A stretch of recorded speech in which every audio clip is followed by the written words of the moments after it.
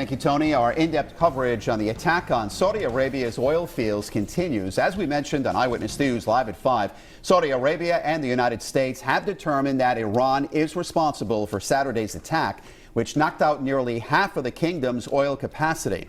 Iran has denied it's responsible. President Trump tweeting he's increasing sanctions against the country, but leaving all options on the table. Right now, Secretary of State Mike Pompeo is in the region to weigh in on the situation. Eyewitness News analyst Lieutenant General Reginald Centracchio joins us now in studio. Secretary Pompeo says the attack was an act of war. Why? I agree, because what it did was to place munitions and obviously target positions within a sovereign country, and that's exactly what happened. Now, we need cooperation from other countries if we're going to do something here, right? When you talk about sanctions, it has to be not only unilateral from the United States. Other countries have to join in and put the same financial sanctions on Iran to make it effective.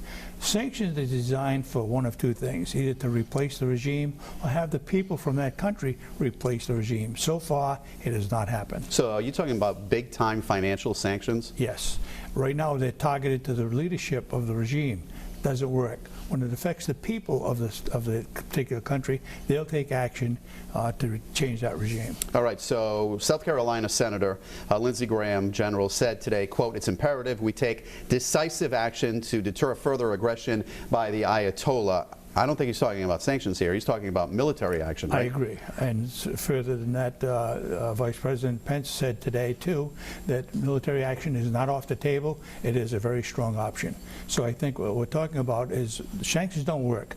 We need to go in there strategically and take action against the Iranian government, not the people, because that would diffuse any possibility of changing regime. You're talking drones as opposed to boots on the ground, that type of thing? We're talking about specific targets within Iran, and certainly not strategic bombing, which would obviously involve civilians. So what do you think is going to happen next? I think what's going to happen is it'll provoke them more, and they'll do further things, and we have to make a major decision.